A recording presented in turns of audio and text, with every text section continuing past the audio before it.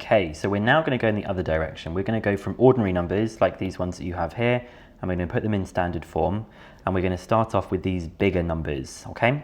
Remember, the first number must be greater than or equal to 1 and less than 10. So we're going to try and write these in standard form, and a quick reminder, big numbers like these ones here are going to have a positive power, small ones are going to have a negative power. So this first one that we've got, we need to decide where are we going to put the decimal point to make the first number between 1 and 10. We want it to be between 1 and 9.999, that kind of thing. So it's definitely going to be between the 3 and the 0. It's just definitely going to be a 3. I could write 3.0 if I wanted to, but I'm just going to write 3. And because it's a big number, there are 1, 2, 3 jumps for the decimal point to come to the end. So it is 3 times 10 to the 3. Now, there's a quick little side note here. If you want to see what this looks like on your calculator, you can either type 3 times 10 to the power of 3, or there is a different button that is pretty much always along the bottom. You can type 3, and then you see that one that's on the very bottom row that says EXP. That will automatically do times 10 to the, so that E means times 10 to the. If I type 3E3, it is actually calculating the exact thing, same thing as the line above. The only thing that you need to type in is the 3 and the 3 that I've just highlighted. So let's have a look at the next example that we've got here. We need to decide where we're going to put the decimal point, so the starting number is between 1 and 9.99999. Well, it's going to be between the 4 and the 1, so the starting number is going to be 4.1, and then we need to see how much we would need to move the decimal. It would need to move 1, 2, 3, 4 spaces to get to the end, so that is going to be times 10 to the 4. Now to show you that on the calculator, I can do 4.1, I can press the EXP button and 4, and I have got the correct answer of 41,000. Okay, this next one that I've got here, the decimal point, I could either put it here, that would be 12.6. That is too big, it needs to be less than 10. So I'm going to put the decimal point between the 1 and the 2. So it's 1.26. And you can see actually that it's going to have to move over the 2, the 6, and then 3 more zeros. So there are 5 movements, meaning it is 10 to the power of 5.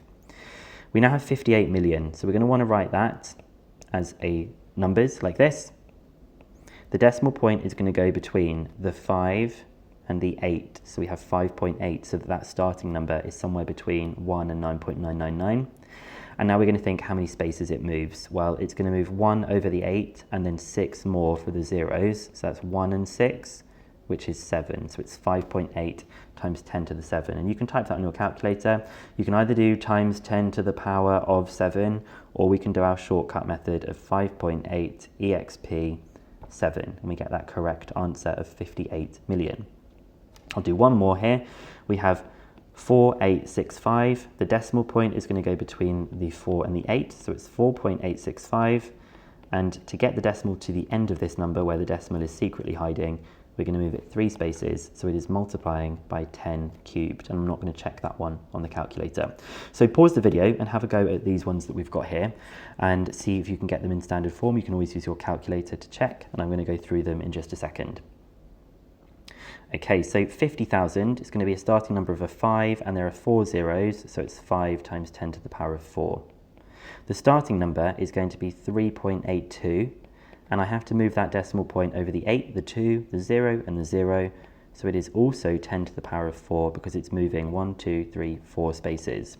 Now 1.2 billion is 1, 2, 0, 0, 0, 0, 0, 0, 0, 0.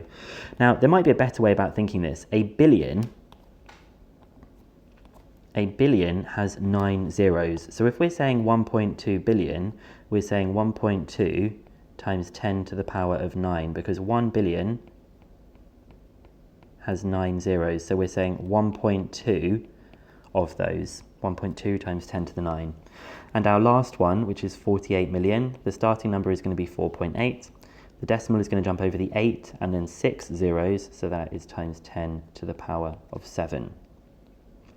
Okay, next page, we're going to write some of these numbers in standard form, which are the small numbers. Now remember, the small numbers are going to have a negative power of 10.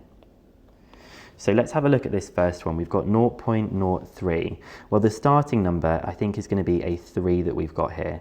And actually this one's really easy. We can just count, we know it's going to be negative, we can just count how many zeros are. It's -2 because that decimal point is moving 2 spaces to the left. So our starting number, I could either put the decimal here, here or here. The only place that will work is in between the 2 and the 5. So we get 2.5 times 10 to the, it's a small number so it's negative. The shortcut is just to count the number of zeros. There are 1, 2, 3, 4 zeros because the decimal point moves 1, 2, 3, 4 spaces. So times 10 to the -4. Our starting number here, I'm going to put it between the 8 and the 4. That's where I'm going to create a number to start with that's between 1 and 10. And I'm just going to count the zeros. It's the quickest way. 1, 2, 3, 4, 5, 6, 7 times 10 to the power of -7. And you can check by moving that decimal point back 7 spaces to get there. Okay, so we have now the starting number I think should be 1.2. There are 3 zeros and it's a small number, so it's to the -3. This one is going to be, our starting number will be a 1, and there's only 1 0, so it's times 10 to the -1. Our starting number for this one will be 9.99, because it has to be less than 10, so it's here.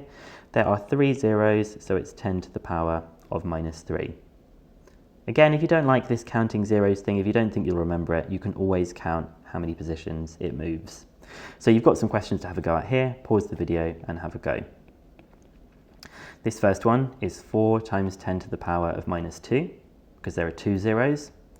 This is 3.2 times 10 to the power of -3. This is 6.74, and there are 5 zeros, so it's times 10 to the -5. And this is 9 times 10 to the power of -1. Now this thing of counting zeros only works with the small numbers. Counting zeros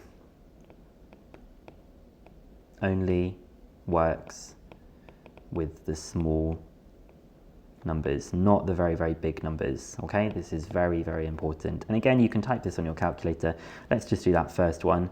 3 to the power of, or 3 times 10 to the power of -2, and we do get the answer 0.03. I'm just talking about this one that we've got here. So again, you can check your answers to this. Okay, we're going to do the next video thinking about what if a number looks like it's sort of in standard form, but it isn't quite. Found this video helpful? Then why not drop it a like and consider subscribing to my channel. If you'd like the next video in the playlist, you can click here to be taken straight to it. And as always, wishing you the very best for all your studies.